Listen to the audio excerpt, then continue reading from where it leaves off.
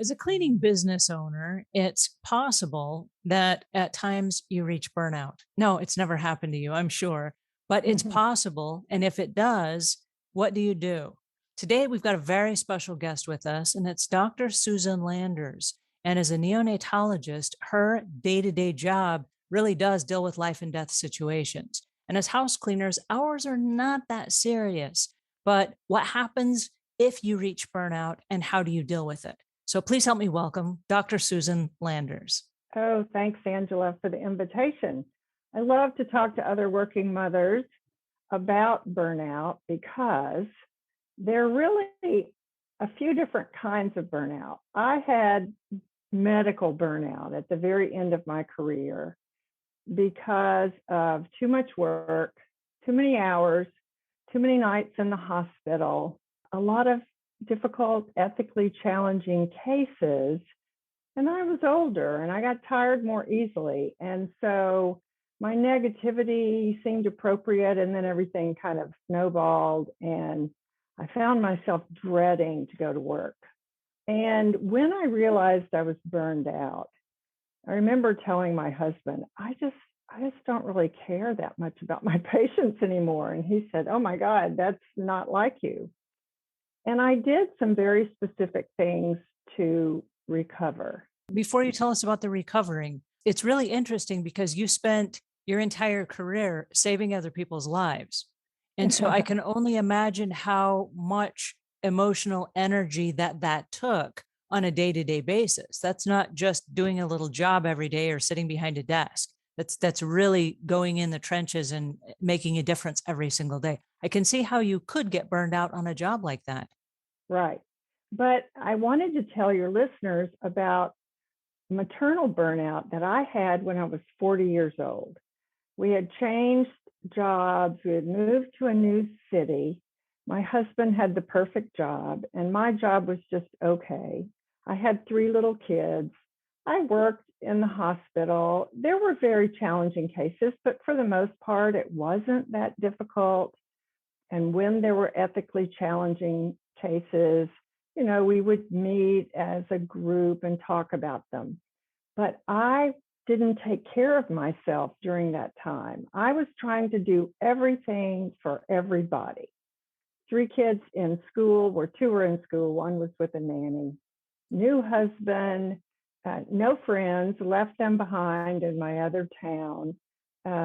New neighborhood, not having any social support, new church.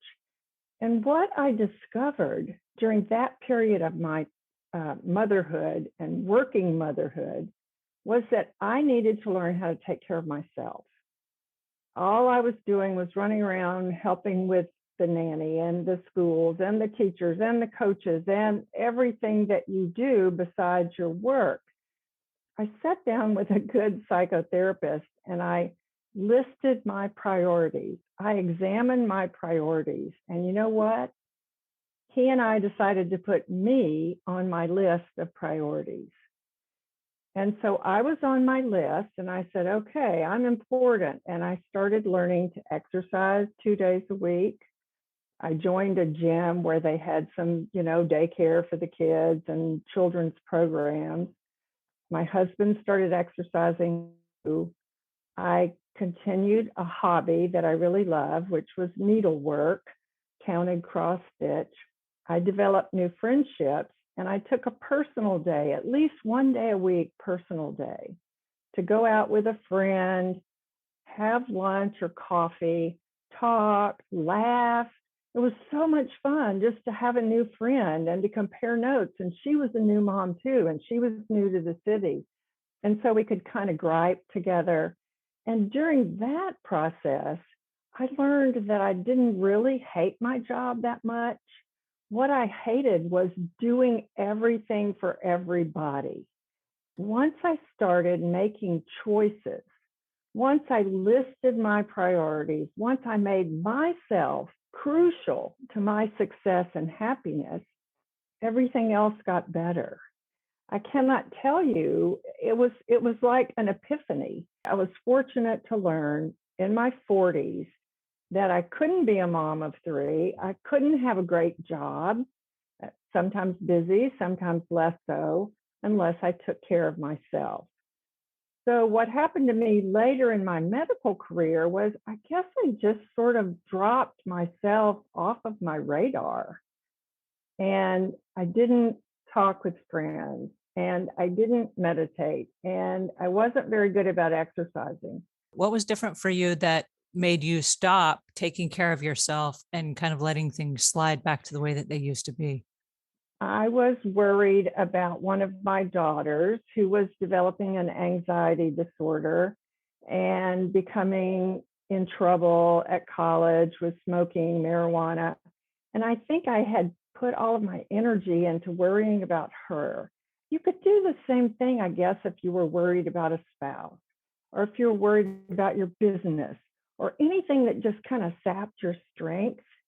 You would easily be able to stop remembering that you have to take care of yourself. Would it Important be fair lesson. to say that you had taken care of yourself as a priority until a higher priority, which was your daughter in trouble, came along? And then you had to make a Exactly. decision, maybe even at an unconscious level. This requires more of my attention right now. And therefore, you went back to we call it in the cleaning industry, we call it mom syndrome, where everybody's Yeah. your mom to everyone else except yourself. Right. And Right. you then gave up your self-care in helps of taking care of her.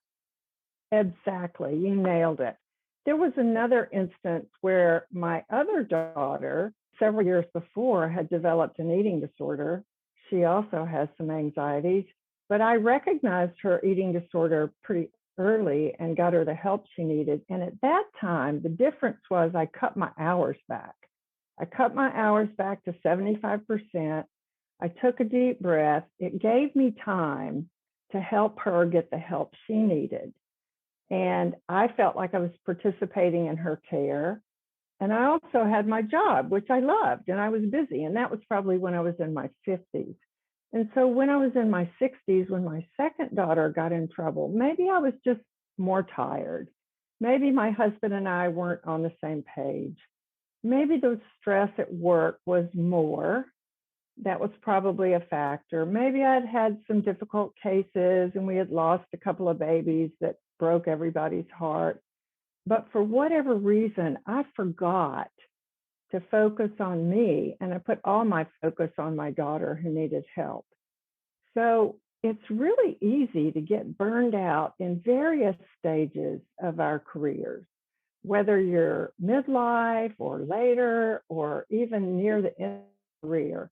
When we forget to use our social support, when we forget to exercise and eat properly, if we forget how to be friends, if we forget how to communicate with our husband, those things are so crucial for maintaining mental health and maintaining our ability to balance all this stuff that we balance. Working women do so much for other people. They take care of their family and their husband and their partner and their business. And so, what they forget, and I'm imploring you to remember this, is how to take care of themselves. Find what works for you, recognize that it makes you feel better, that it lifts your mood. Exercise was a big one for me. Yours might be a hobby or meditation or yoga or something like that, or talking with a friend. But whatever it is, you have to find it and you have to say, I'm important, my health is important, I've got to do this, or I won't do my job very well. I think it's really that simple, but of course it's not simple. It's very complicated, but we cannot forget about ourselves. That is fascinating. And I'm so glad you shared your personal story with us because I know that you've connected with a lot of moms and a lot of workers who are in the same phase. And oftentimes people don't want to admit it. And I love the fact that you were vulnerable enough to share that with us and then to give us Thanks. all of the suggestions that you just did. I'm going to leave links in the show notes to all of those suggestions so that there will just be a checklist. And I know that you have a checklist as well. Would you tell us, please, where our listeners can go to find you? Oh, yeah. My website is susanlandersmd.com. And if you type that in /burnout, BURNOUT in caps, you will find a free checklist. It's quick and simple, 19 items to help you gauge where you are along the continuum of okay, really stressed, or burnt out. I also have a solutions packet on my website and the resources page. So I've got lots of good things there for people who are interested. Well, thank you so much. This was so educational, and I've really enjoyed our time together. Oh, thank you. I have too. Thanks for inviting me. And I hope your listeners got something out of my stories. Oh, I know they did.